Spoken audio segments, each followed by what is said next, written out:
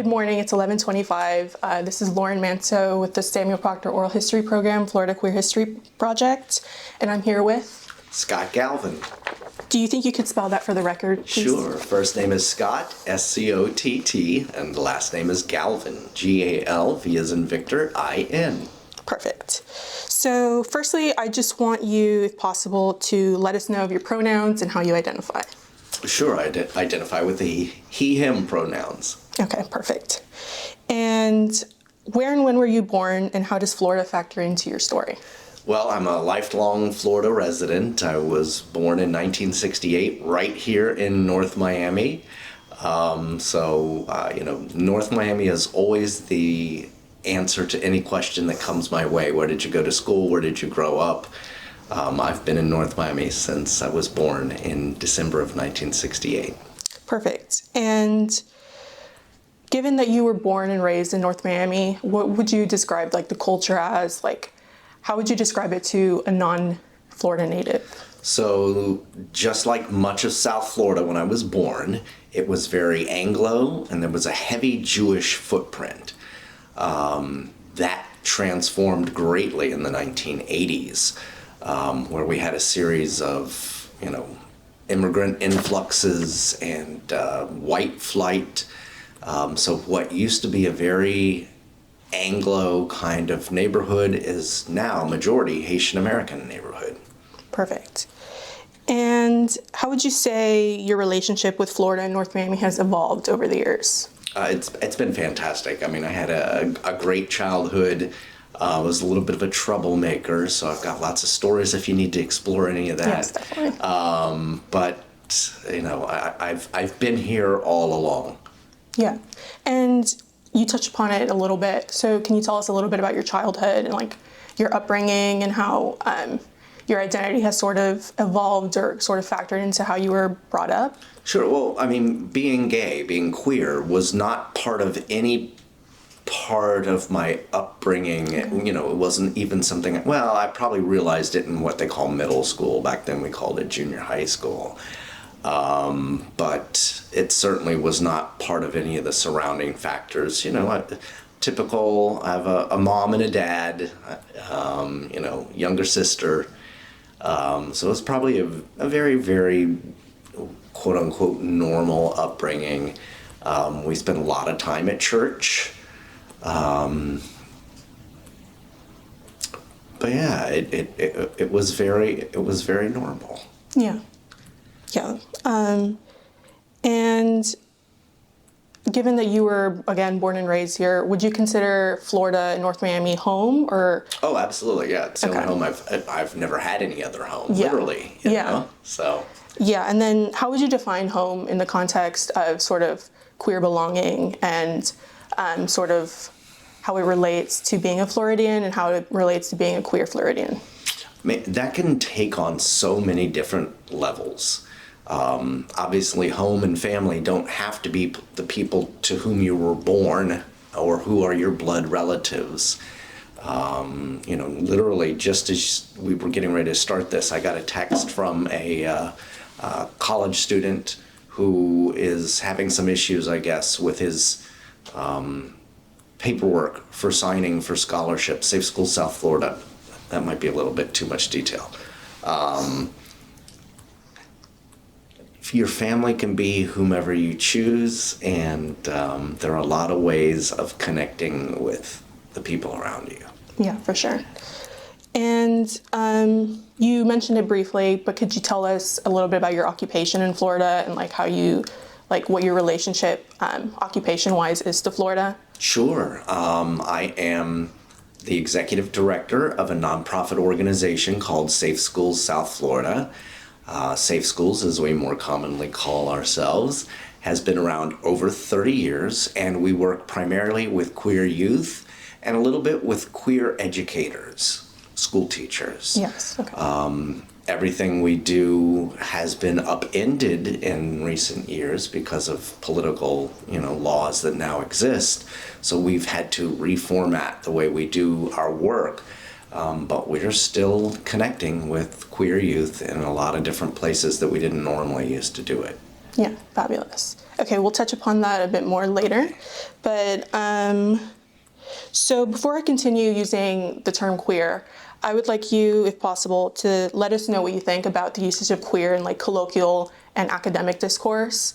Like, there's been a lot of discussion about queer as like a reclamation, reclaiming queer as like something that was previously parceled with bigotry, but now is used in academic and colloquial spaces. So how do you conceive of that? How do you conceptualize the word queer? And how can we best approach queer stories? So I would be speaking to people my age right now, because it's the people who are my age and older who have a problem with queer. If you have a problem with the term queer, get over it. It is a commonly used, it's not a negative thing. We're not living back in the 70s when we were kids and that was a slur. You used the word reclamation. It has been reclaimed in a positive way. So I never run into, you probably noticed, I just used the word queer 20 times in the first 2 minutes of this. I think it's actually an easier word to use than LGBTQ plus, IA plus plus, that gets to be a mouthful. Mm-hmm. We know what is meant when one says queer. Is that gay? Is that lesbian? Is that trans? Is that bi? It's all of those parts of our rainbow. And I know, working with folks back then and folks now, it's it's usually the people who are, over the age of 50, I'll say, who have an issue with it, and they really shouldn't. Yes. Okay. Fabulous. And we're going to talk about like queer belonging a bit more, but given the themes you've sort of mentioned, do you think you could define for us what it means to be queer and to belong, especially in the context of Florida? And we're going to talk about politics in a bit, but sort of what does queer belonging mean to you and how does it factor into your own story? Well, I guess it's finding your place where you feel accepted and comfortable. Mm-hmm. And again, that'll change from person to person. Everybody has their own story. But, belonging in the queer community can simply mean having friends that you can turn to like anybody else would when they're in trouble. Or it could mean just simply having a television show you like to watch. There's so many different layers to all of that. Yeah, for sure. Was queerness, and you sort of mentioned this a bit, or being gay discussed at all in your youth? I know you mentioned... No. Oh, okay. So yeah, being gay was a super negative that surrounded me. Again, growing up here in Miami, I don't know if you know who Anita Bryant is and what Anita Bryant, the fight against gay rights in the 1970s. So I grew up around that. I didn't know I was gay then. I didn't even know any gay people until I was in college. At Florida State University. Sorry, I was only there a year, so. But nobody identified openly. It was still very much a secret. Remember, this was the days before there was the internet, chats, apps, other ways to interact with people. South Florida, even in the 1990s, had a burgeoning gay scene that I didn't partake in because that wasn't my thing. Even today, going to clubs and going out to the disco, so to speak, it's not really what I'm into. So it's a little bit of a stereotype to think that if you are gay, you love to dance and go to the disco and all of that kind of stuff. Cool if you do, but if you're not, it's harder to find that community and it's harder to find that connection. When I was younger, the only way that gays found each other were, illicit park hookups, and there was a couple of parks that were known as like cruising spots, and placing an anonymous ad in the back of a newspaper. SWM, single white male, seeks whatever. It was a vastly different world, vastly different.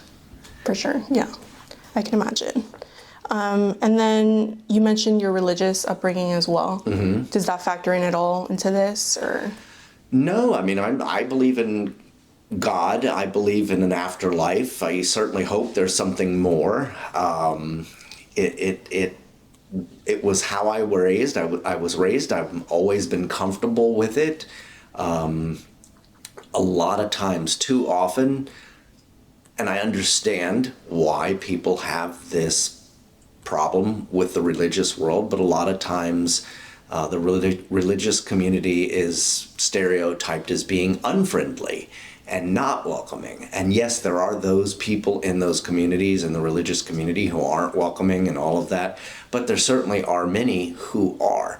So, as I grew up, and then when I came out, we could maybe have another whole side story. When I came out, I was already, an elected official. And it's how you want to define all of that, but it made headlines in the Miami Herald. I mean, I didn't just come out to my mom and dad, so to speak. I came out to 2 million people at the same time. So, and that included our church circles. So I think in a lot of ways, me coming out was more difficult on my mom, maybe lesser on my dad, ironically, because it wasn't just something they had to come to grips with themselves. They had to come to grips with it in front of everybody in their social circles. So religion is not a negative aspect to who I am, and in fact, it's something that Safe Schools is playing up in a lot of our outreach. Great. And if you're comfortable, would you mind telling us a bit about your coming out story, or how it sort of, our next section is about politics, and maybe segueing into that. Okay. I first ran for the city council here in North Miami when I was 20 years old. 1989. And somebody said to me, "Hey, you're a Democrat." I didn't know what I was doing. Let me tell you what, I didn't know what I was doing. I was not a straight A student. I skated through school based on just being sort of a nice guy. My grades stunk. I have multiple juvenile arrests. I was a problem child. So I did not grow up as this Michael J. Fox character from the show Family Ties. And if you've never seen it, go back and watch it. And you'll know what I mean. I was not somebody, even to this day, my friends from high school are like, "Dude, I can't believe anybody votes for you." I was not somebody who you would have expected would be in this kind of public life. So when I ran for office, somebody said to me, "Well, you're a Democrat. You should go to a Democratic Party meeting." And I was like, "Okay, yeah, I'm going to go to a Democratic Party meeting." I went there, and this one guy was so into me, totally, "Here, let me get donations for you. Let me introduce you to my friends. They'll donate to your campaign." And when you're 20 years old, anybody who's willing to give you money for your campaign, you're like, "Wow, this is fantastic. I must be doing something right." I had zero idea that the dude owned multiple gay sex clubs here in South Florida. So whether I liked it or not, when that first financial report came out when I was 20 years old, the community was all on the fact that I was gay. Now, I knew I was gay, but I didn't date anybody. I wasn't acting on it. I was almost forced out of that closet in a way. I never had to acknowledge it in those early campaigns, but everybody knew. Everybody locally knew, and I'm, again, in North Miami, where I grew up. Everybody knew everybody. South Florida was a smaller kind of community then. So it was always something that then lingered in my narrative. So then later, when I didn't win when I was 20, I lost. But I stayed with it. And, a lot of people, when they lose elected office, leave. You never hear from them again because it's very personal. When you run for office, your name is on the ballot. It's not a team's name. When the Dolphins lose on Sunday, the Dolphins lose. But no one person is singled out. When you run for office, it's you. So when you lose, it tends to be very, hurtful, and you pack up your bag, so to speak, and you never run again. I stayed with it. By the time I ran again when I was 30, things had changed a lot on all sorts of different levels. And so when I got elected, even though nobody talked about it, it was obviously known by that point. I mean, Scott never had a girlfriend. Come on, figure this out. And so when I decided to, at that point then in my early 30s, I was going to a lot of clubs and a lot of bars, and I was, living that fun lifestyle that I didn't lead when I was 20. And I didn't want some of my political opponents to shame me for it. I didn't want somebody taking a picture of me at a bar or a club doing something, a little risque, and then putting it out there as a way to politically damage me because they, would try to shame me into making me feel bad. So I decided to put out a press release on my own. Now, there were nobody knows for sure who the first openly gay legislator was in South Florida's history. It might be me, because nobody ever talked about it, or, it just wasn't a thing. There were some judges who certainly had run and gotten elected, and they were openly queer. But when it came to like a local community dude, me putting out a press release about being gay got lots more media attention than I expected it to. I was just doing it as a proactive thing. I thought that it would just sort of be tucked away. And then if anybody tried to say, oh, he's ashamed, he's in the closet, I could be like, yeah, well, here's my press release, dude. And literally, press releases were still on paper. We're not talking about the digital age. Or much less of a digital age. I didn't know that it was going to get, headlines. I didn't know that it was going to get a weekend section in the Miami Herald. Like, it was definitely a very unique set of circumstances. Yeah, I mean, that sounds quite difficult to traverse. But it wasn't difficult because I am tough as nails. I do not, I have always had incredibly thick skin.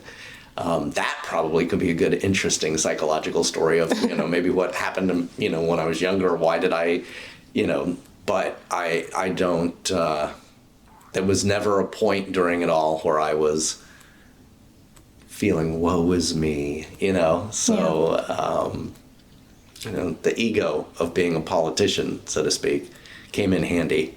Yeah, that's fascinating. I never considered at least it to like me. That. Yeah, I know. Okay, so we're going to pivot a little bit to some general questions about the queer community, the community in Florida, safe spaces, belonging, stuff like that. So you already sort of touched on what community means to you, what sort of queer belonging is.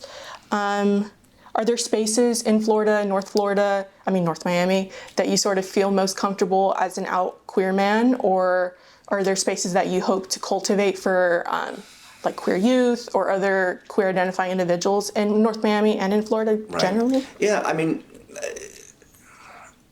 I'm unique. Anywhere I go in North Miami, I feel fine. Okay. You know what I mean? Yeah. Because I've been here so long. And much of the work that I've put in as a community activist and then an elected official was in non-traditional, communities, non-traditionally gay-friendly communities. I don't know how I want to phrase that. But North Miami doesn't have a gayborhood. Yeah. If you're familiar with Wilton Manors or Miami Beach, South Beach, there are cliques, there are areas where you can go, and it's all very gay. I've never surrounded myself with that kind of stuff. To this moment, I'm better known, I would believe, in the Caribbean and immigration communities, immigration is an issue, communities in South Florida. I'm better known there than I am in the gay community. If you were to go up into, gay strongholds and say, name a gay elected official, I bet almost no one would name me.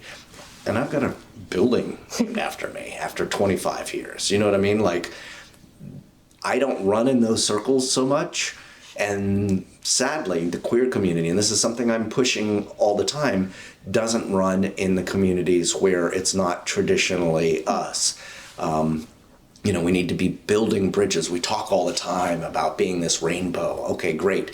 But you need to have more than just the LGBTQ on your rainbow bridge. You need to have the immigration communities. You need to have the people who are, victims in other circumstances who have, places that they need support. We don't do a good enough job as a queer community being part of those. I'm cool wherever I go in South Florida.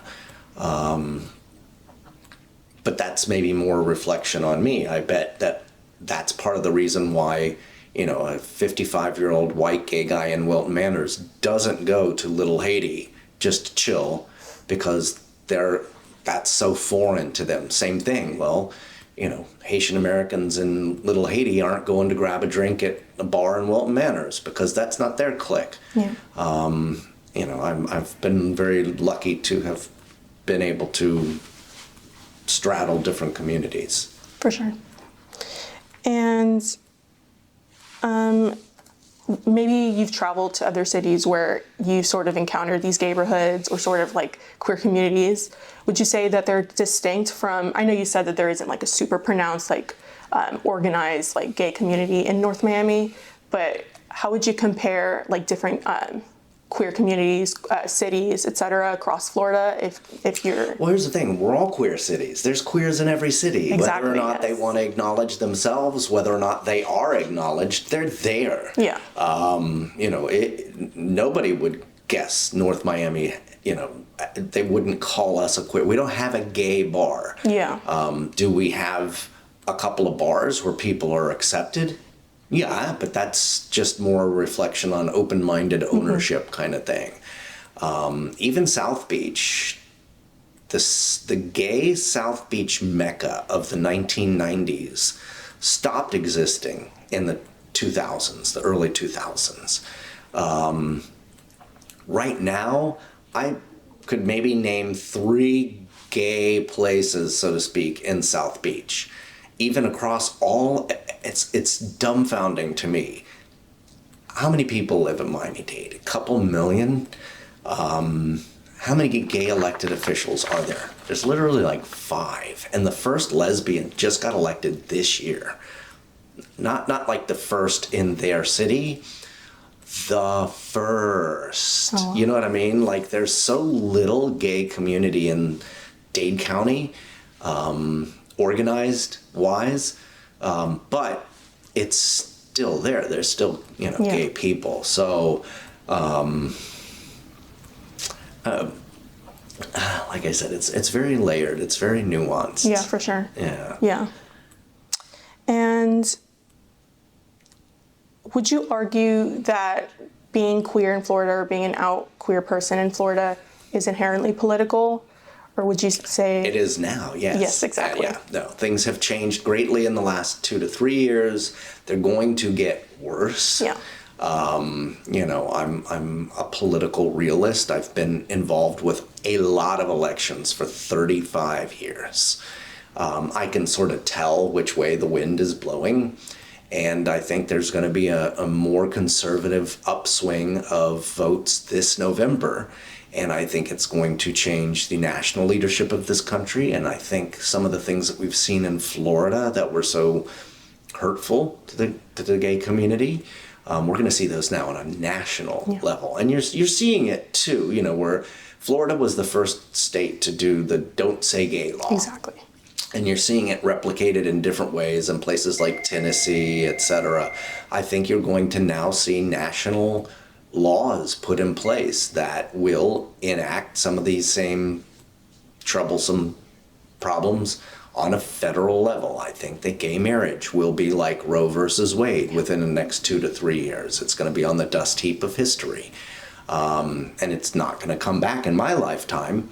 Sadly, when the pendulum swings one way, it takes a long time to come back.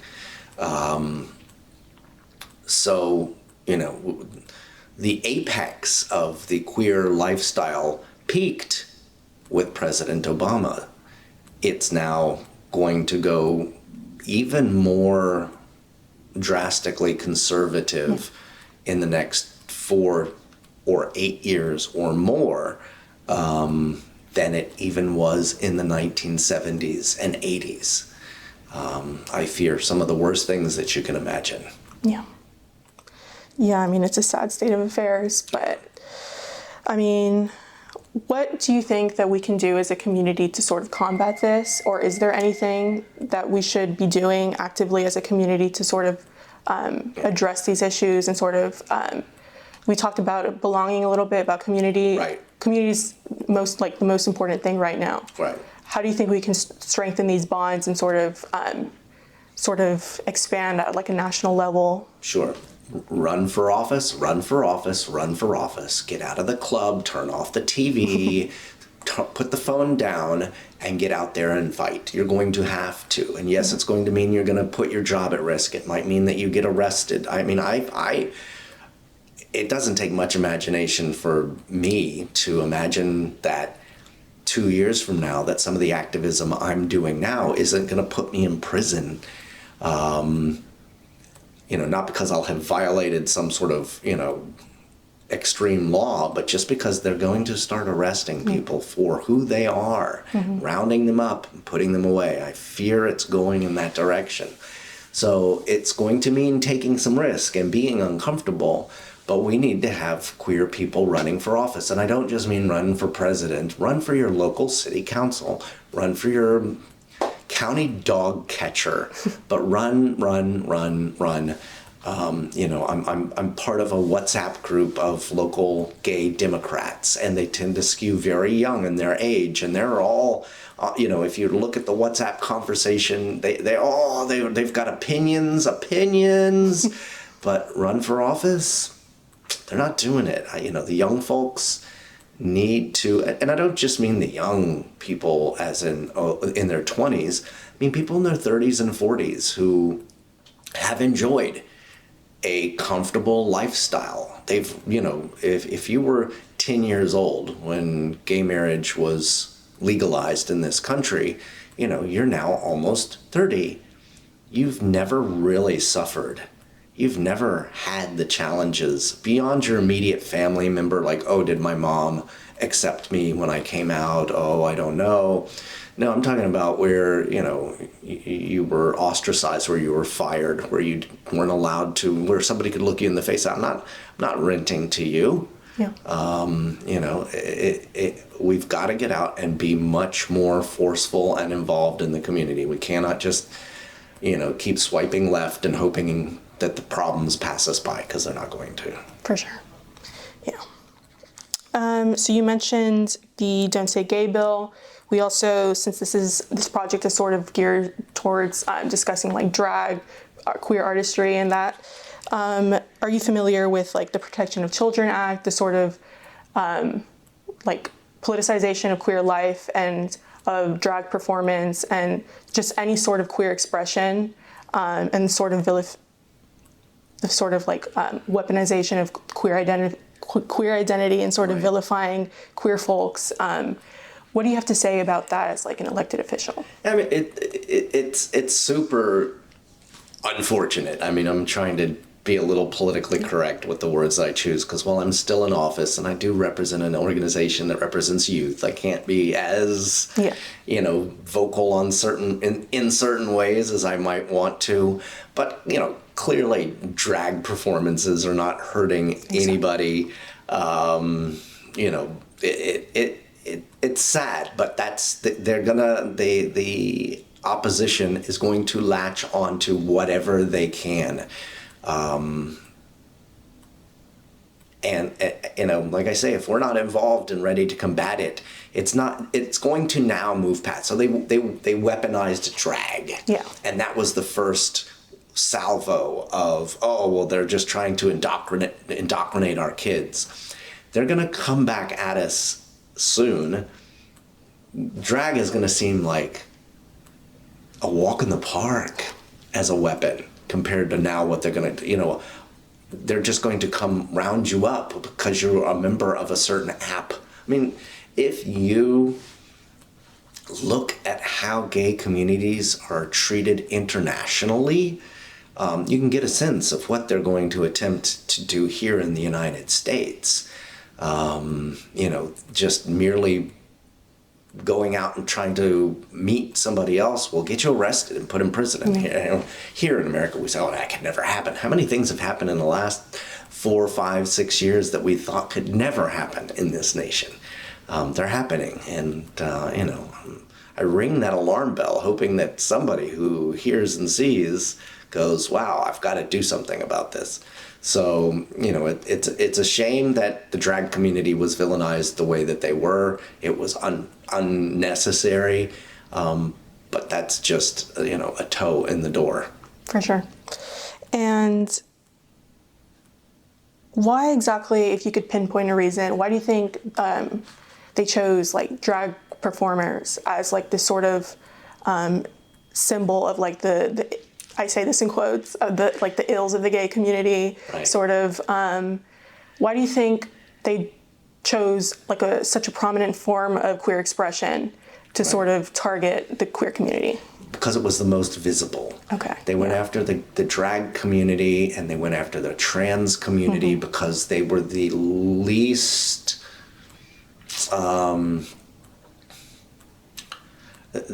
the communities that the straight hateful communities didn't identify with. Exactly. Why didn't they go after, I don't know, gay football players? Not that there are really many that are open at least, but they went after those fringe communities that are sort of out there. I mean, if you live in Miami, sure, you've seen drag performances. Even if you're straight, you've probably been to our house or something like that. But if you live in Kentucky, if you live in Tennessee, if you live in Iowa, you've probably never seen a drag show. You've also probably never met a trans person. So they went after these, slivers of the community that are most vulnerable. Yeah, for sure. And singled them out and demonized them.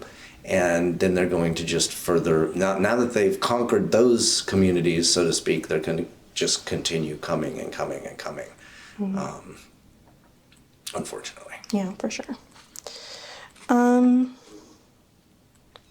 So do you think you could tell me a little bit more about Safe Schools and about the work you do personally? Sure. So Safe Schools, again, nonprofit organization. Super fun. I actually really I've worked in education and nonprofit fields for more than 30 years.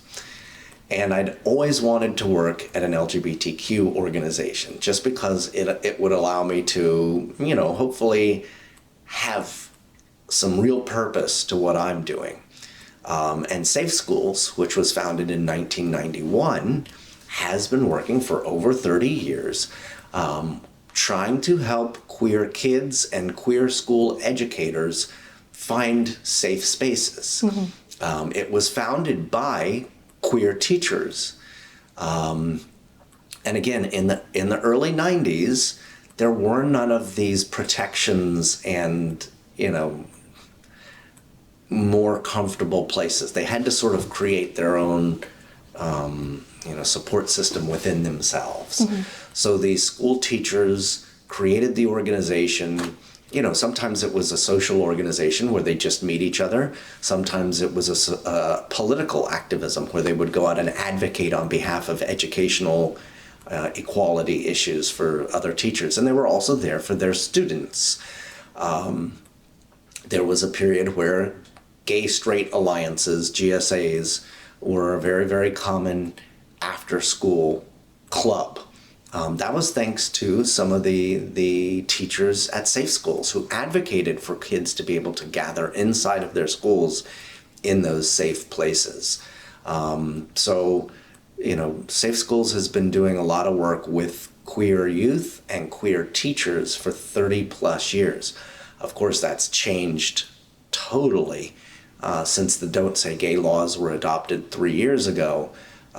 because now those gay clubs that used to be where we would, gather our youth, so to speak, they're literally illegal in much of the state of Florida. And where they're not totally illegal, the teachers are afraid to be involved because they don't want to risk their own jobs. So the climate has changed, and the way we do our work with kids has changed greatly. Yeah, I can imagine.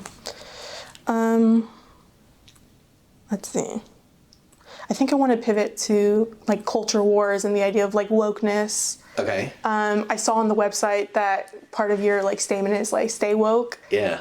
What exactly does wokeness mean? What does it mean to be woke? And why is it important to maintain this sort of woke, Sure. And obviously being awake, you get what it means to be woke. Yeah. Be woke. It means being aware of what's happening around you and being ready to, activate around those causes. It's a great slogan right now. So when you say just using one word, woke, we see people run political campaigns totally, being against the word woke. And with some of the politicians in Florida always talk about how bad it is to be woke. Yeah. It's become like the word liberal. When I was much younger in the late 80s, President George Bush, the senior, branded his opponent, Michael Dukakis, in that presidential election, I think it was 1988, as being a liberal, using the L word. And it had this whole negative connotation. Well, now it's woke and the W word. You use that to brand your opponent or, defend yourself, as being more liberal than conservative on certain issues. But it's important to Safe Schools we use it in all of our printed material because, again, our target group is youth. Yeah. And, we're trying to make sure they recognize that we see them and they are comfortable if they come to us. They're protected if they come to us for any reason. Yeah. And so, let's see. What expressions of queer identity do you think are most powerful, especially in the communities you represent?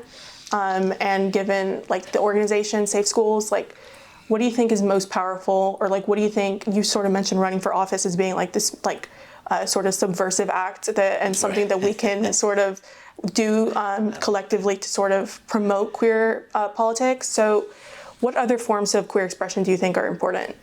I like that you use the word subversive. I might steal that because, running for office shouldn't be seen as a subversive thing, but in a way it really is. Mm-hmm. And again, I acknowledge the fact that I'm in my 50s and I'm older and I see the world through a different lens. Much of what we do at Safe Schools, you never see me. If you were to now go on our Safe Schools Instagram page, you'd have a hard time finding a picture of me. I purposely, yes, I'm the executive director. I'm doing the fundraising, I'm organizing events, etc. But I make sure that everything we do is youth-faced, youth-led. We do a lot of television shows and podcasts and things, and those are written by youth and hosted by youth. And sometimes, a lot of the gender-neutral fluidity titles that everybody uses. I've worked with kids who, use she, them pronouns one week, and the next week they're like, no, I'm using he, him. And I'm like, wait, it confuses an old man like me. What, the fluidity of how they use all of these, identifications are, it's still a new thing for me to grasp. But I think any level of activism that they undertake is absolutely, vital right now. Is that running for a school office? Is that being active in their PTA if they're a parent? Is it joining a homeowners association to try to get the landscaping at the end of your street fixed and beautified? All of that is activism. You know, not everybody has to run for office. Certainly far more need to. Because again, in the year 2024, when there's only 6 across an area of Miami-Dade County that size, it's like, what? You know, there are different ways to get involved. They just need to get involved. They can't just sit at home binge watching Netflix and scrolling their apps. Yeah. It needs to be a lot more physical, face-to-face kind of stuff. For sure. And then I feel like that's a great segue into like our conversation of drag, if you wouldn't mind. I feel like drag is such a prominent queer expression, and it sort of functions as activism in some cases.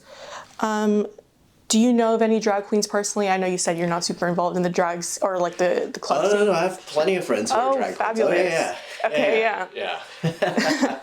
So what do you think you could tell us about drag culture or about that sort of area of like queer expression?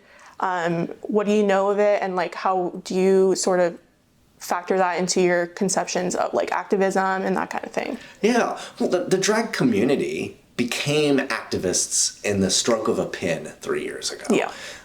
They were just folks performing and having fun and letting loose. Yeah. Did they enjoy the dance? Did they enjoy the spotlight? Did they enjoy the costuming? All of the above. You know what I mean? Like, it was just an entertaining way of putting yourself forward. And because it's so unique, you know, the straight community can hear George Michael. Do you know who George Michael is? Yes. Okay, good. Thank goodness. The straight community can hear an openly gay performer, George Michael, Freddie Mercury, singing, and they can digest that. They see a drag queen, and it's a little bit more shocking to the senses. So drag culture has long, you know, been mostly a form of entertainment. Because they were deified by politicians. Once certain laws were enacted, they immediately became activists. And even something as simple as putting on a show at a club on a Friday night became something that was a whirlwind of controversy. They weren't doing anything differently than they were doing a year before or 5 years before. Some friends who've been, you know, drag performers for decades. I won't call their names because they won't like me calling them old. No problem.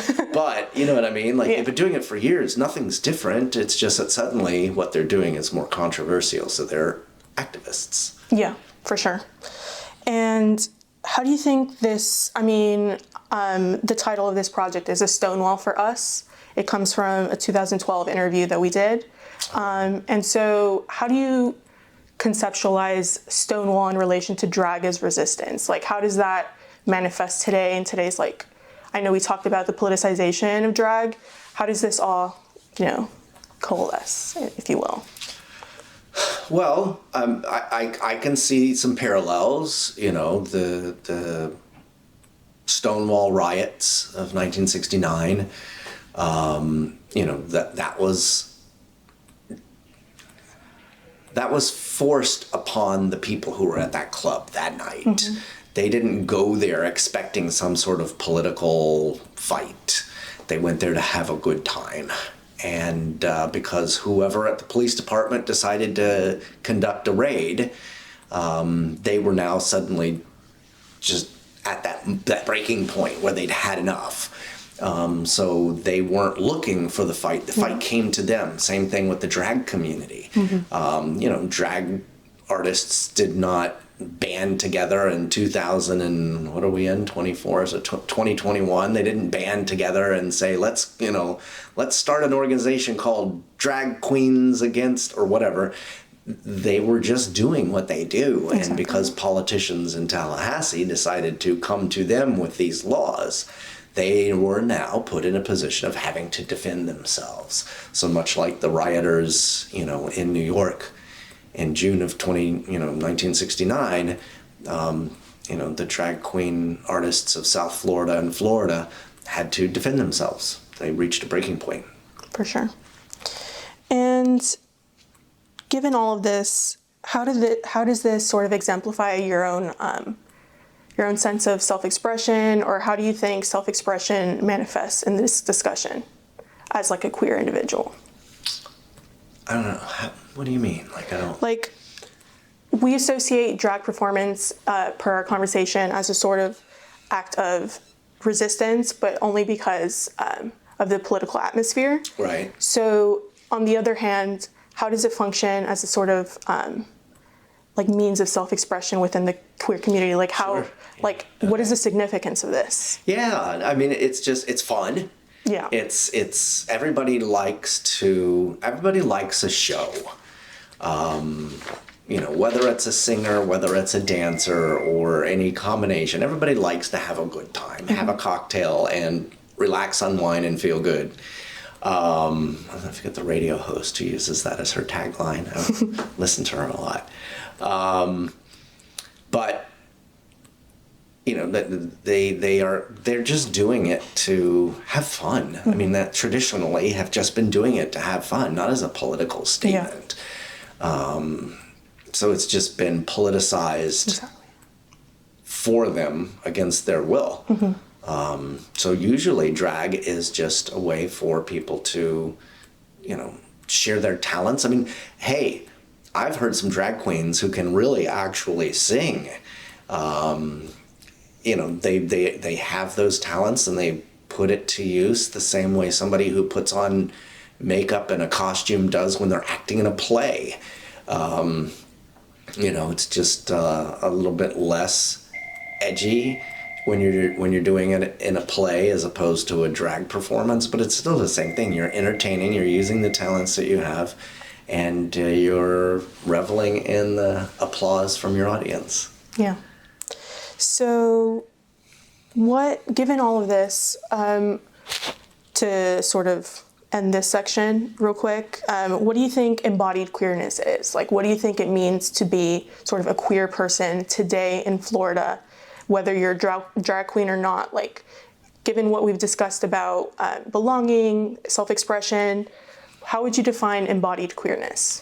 I think everybody has their own different level. I mean, there are people who are living a queer lifestyle who've never come out to family and friends.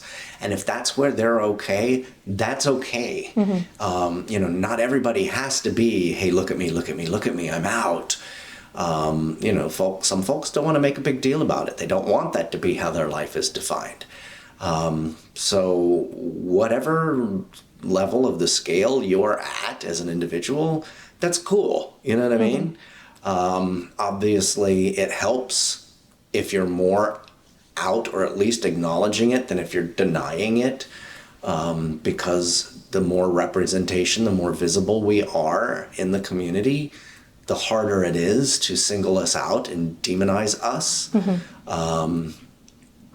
So it's difficult, you know what I mean? How do you balance your own personal feelings versus the need of a community?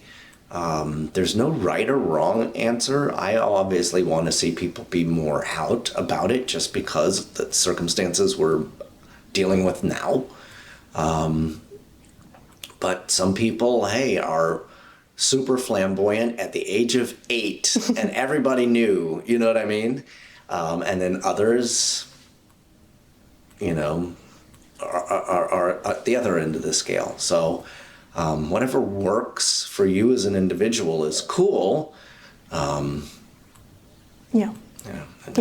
just differs.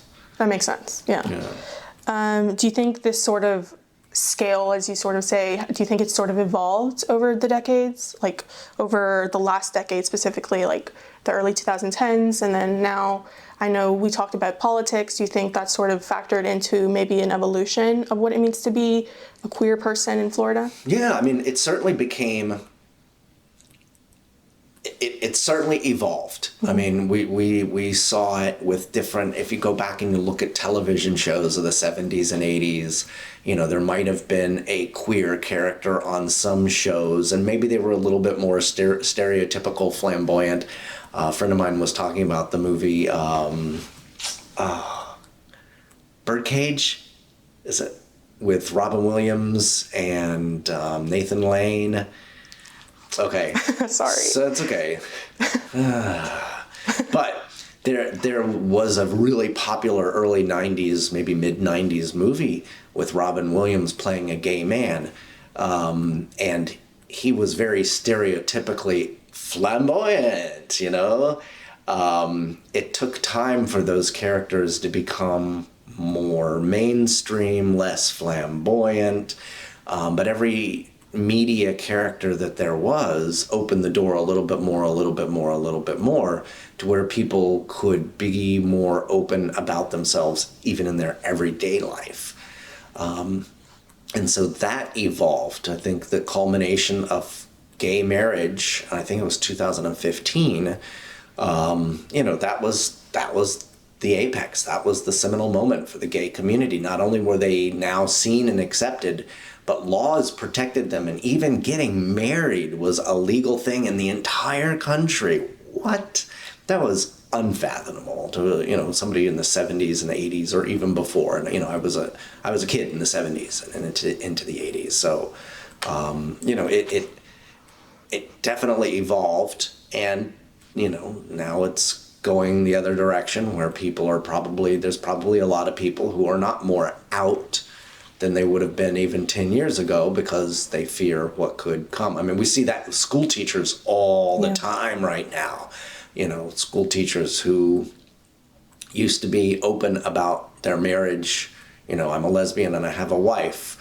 Who used to talk about those things, who used to simply sponsor a club inside of their school, afraid to do those things because they fear that they're going to be singled out or fired or, just ostracized. So it's, that pendulum swings. For sure.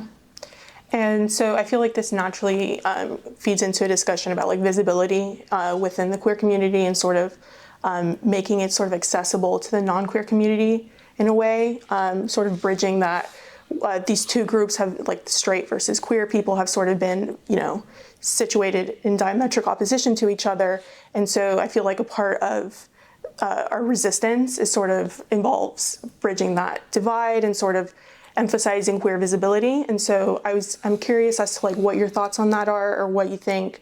How do you think visibility factors into resistance, whether it comes from like allies or from the queer community? Right. Obviously, the more gay people a person knows, and the closer those gay people are to them in their personal life, the less bigoted they are likely to be with their behavior. Doesn't mean they're not going to be bigoted, but it certainly helps to be visible, to acknowledge. I get it that sometimes it can be uncomfortable. Going to the family reunion may not be as easy as it was when you were living in the closet, so to speak. But it helps greatly break down barriers and, make us be more accepted. And we're going to need more of that now as the climate of the United States becomes more socially conservative. Going to need more people to be out. And I get it. It's uncomfortable. It's scary. It could be hurtful in your job or something. But if you don't stand up for yourself, they're going to just trample all over us. For sure. And so, sorry for taking so much of your time. No, that's okay. But sorry to be talking so much. No, I love it. It's great. So returning to the title of this project, A Stonewall for Us. So an archived interview from this program, the quote begins, "I had these two very good friends who were drag queens who said, if something happens to you, we'll start a Stonewall for us." So what does this mean to you, and how do you interpret it as like a sort of resistive stance, a sort of like community building as a form of resistance, and sort of starting a Stonewall for Us in Florida? Like, what does that mean to you? I mean, obviously there's a true community surrounding the drag world. It's not just the performers, it's their friends, it's the people who come to see them, it's the family, it's the friends, it's the people who help them do their makeup or find their wig at the store or help them pick out the clothes, help them, their backup dancers, maybe something like that. There's a real community there, and that you don't have to be a drag artist to be in the drag community. you might lend your services just by going to the shows of your friends. But there's a real community there, and just like any other, you take sports. If you play baseball, there are teammates, and there are equipment managers, and there are people who do the grounds, and fans who come to the games, and there's a real community in every segment of the world. With the drag community being so closely associated with Stonewall, wait, was Marsha Johnson drag artist or was she trans? Like I've heard that debate for so many years. They're intertwined. Does it really matter at this stage? It really sort of doesn't.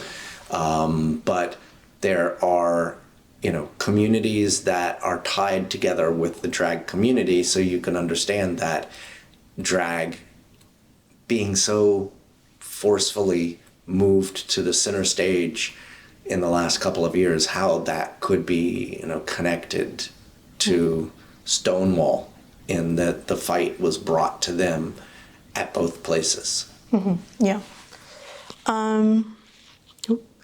So Stonewall as like a symbol, like how do you think that sort of factors into our discussion of Florida politics? Like, do you think, I know you sort of mentioned that you're a political realist, that you think the situation is going to sort of devolve. Do you think there is a potential to start a Stonewall for us, or what would that look like in Florida? I don't know. Isn't it sort of unfortunate that here we are 50 years later, 55 years later, and we're talking about a singular location and a singular state, Stonewall. Is there a Stonewall of Florida? Is there a Harvey Milk of Florida? Is there a queer business leader of Florida? I don't know. Those are like questions I really couldn't answer. I said at the top of this, if you were to ask somebody in Wilton Manors to name a gay South Florida politician, they're not going to name me. Why isn't that? How come I'm, well, because I'm not hanging out up there and I don't represent them. But, there are, we got really lucky as a gay community. Between Stonewall and then the prevalence of HIV and AIDS through the 80s, the gay community became more visible and then more sympathetic. And so we didn't have to continue to fight and riot. You look at the, African American and Black community in the United States. How many Selma bridges did the gay community have to cross? Not many. You know what I mean? Like one night of rioting, and we got as far as we did. There were struggles that other minorities have had to go through, where they're physically beaten, stabbed, arrested, hosed, that the gay community didn't have to endure to get where we were. We got lucky. Now, of course, there were people that were working hard. I mean, I don't want somebody going, well, hey, it wasn't all luck. It's true, it wasn't all luck. But we certainly didn't have to suffer as much as others have. Might be that our time is coming, not that, it is past. Mm-hmm. So,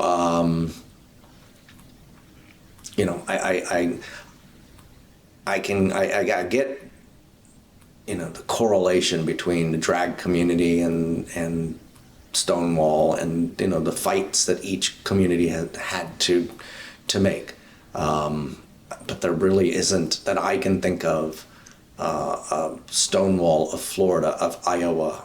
You know what I mean? There weren't those same seminal moments. It was one riot, and then some good fortune. Yeah. And then I'm curious, what might Allied supporters, in your opinion, do to help further these LGBTQ visibility, and the sort of, how can Allied supporters further their support for the community. I know we've sort of mentioned, again, sort of running for office or sort of being out and proud and being visible. But is there anything that allied supporters specifically can do? No, because it's not on their back. It's on ours. It's our job. You know what I mean? They're certainly supporting us. They're our friends. They're our loved ones. And it's great when Target puts out a LGBT month selection of clothing. I appreciate that. That's an ally. Those are allied people and organizations trying to show their support, and not trying to, showing their support. That's great. It's not their cross to bear. It's ours. So we can't sit back and wait for the allied community to do things. We hopefully, if they get to office, President Obama was an ally, is an ally. He managed to, with President Biden, who was then the Vice President Biden played a bigger role in queer history than he's, I think, given credit for. He's the one who came out in favor of LGBT protections before Obama did, and almost forced Obama, because if your vice president is saying these things are okay, president has to. But you can hope that the allies, when they're in a position of power, will be there to help us out, but we can't expect it or wait for it. Mm-hmm. Yeah. And then closing this sort of section, what do you think is the social history of queer politics? Like, how do you conceptualize the genealogy of the work that the community does? I don't know. Put that in a different way. Sorry. Okay. So how do you conceptualize queer history in Florida? Do you think it's more so like is it a politics of queer life, or is it a politicization of queer life? Like, is queer life itself political, or would you say that the queer community kind of enacts its own political history and has its own role to play in like the production of history as we understand it? If that makes sense. Should I rephrase it again? Well, I mean, historically, there's not a ton of gay history in Florida. Mm-hmm. South Florida might as well be its own separate state, mm-hmm. because it's so different than everything north of West Palm Beach. Mm-hmm. So there's not this. You've got some struggles again with Anita Bryant in the 1970s. And then, coming back into the late 1990s with things that were happening here in South Florida. And there are people, like the late George Mersuli, who was founder of Safe Dade, Damian Pardo, who's now a City of Miami commissioner, who was one of the first LGBT rights activists, some of our allies like Ruth Shack. There were things that happened sort of locally that were more local, but because they were happening in Florida, could be said to be Florida history, but there's never been a statewide queer movement of any sort that I can remember right now, at least. So there's not a lot of queer history in Florida outside of Dade County, which, with all of the South Beach and everything, that just, it's all within mostly Dade and into Broward now more recently. That's the only gay historic kind of places and things there have been. Nothing happening in Tallahassee. Yeah. Gainesville. I mean, I would argue that there's a lot going on in Gainesville. Well, that's the thing. I don't get to Gainesville, so I don't know of any. We have a fabulous gay bar. Well, gay bar. But you know what I mean? That shouldn't be okay, who's the gay? Yeah. I think I did meet a mayor of Gainesville 20 years or so ago that was gay. So you can find little snippets. I'm not saying that there's no gay activity, but there's not any momentous Stonewall type of thing or type of leader. again, nationally, you talk about queer elected officials. Ask Americans across the country, name a gay elected official. They probably just go, oh, Harvey Milk. You know what I mean? Like, there's not been any Martin Luther King of the gay community either. And again, there are certainly success stories. Jared Polis, governor of Colorado right now, fantastic guy. I'm hoping he runs for president should we have another election in 4 years. But you know what I mean? There's not like any figure that most people can identify for a variety of reasons. All right, and I know we discussed, I was going to ask if you're optimistic about LGBTQ plus freedoms and, you know, the politicization of queer life, and if that has sort of an end in sight. Obviously, it doesn't. Obviously, you said it might get worse. I'm interested to see, like, we talk about resistance a lot, and we've sort of mentioned, like, ways in which we can sort of resist these, like, politics. What else, like, where do we go from here?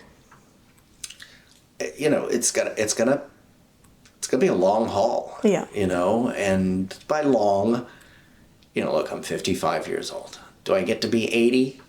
You know what I mean? So the remainder of my life is probably going to be spent in a struggle for queer rights in this country. Things that I wish were settled when I was younger are actually just getting started all over again. Yeah. So the community needs to understand things came pretty easy in the first go round. They're going to be snatched away, and they're not going to come easy again, but they can come. They must come. People must get off of their, you know, couches and get out and advocate and be involved. And it's harder to do a lot of times because so much more of our world revolves around technology now. You know, I've been on the city commission so long. You know, there used to be 50 people, 60 people at a local community meeting, and homeowners groups used to have 30 and 40 people. Now you go to the same meetings and there's 5 people in the room. People are not engaging in face-to-face formats so much. But they're going to have to do that. They need to be involved in their schools if they're a parent, be involved in their communities if they're a homeowner. You know, even if it's just volunteering at the Humane Society because you're a queer person who loves stray cats, get out there and do that. You know, it's going to take a level of involvement that we've taken for granted now. Yeah. So things can, they must, if we're going to survive. You know, that level of activism is absolutely necessary. So am I optimistic? Yes. Am I going to sugarcoat it and tell you it's going to be easy? No. Because I've seen some stuff. And what am I, farmers insurance? We know a couple things because we've seen a couple things. Is that how they go? You know, I've been around. I know that it's going to take a fight, probably a bigger fight than it took the first time. So, you know, everybody there's strength in community. Strap on those high heel girls. It's time to march. For sure. I think that's a great place to end. Is there anything else you want to add to the record that you didn't mention, or any other stories you want to share? No, I can talk forever. Okay, fabulous. Thank you so much for your time. Yeah, no, thank you.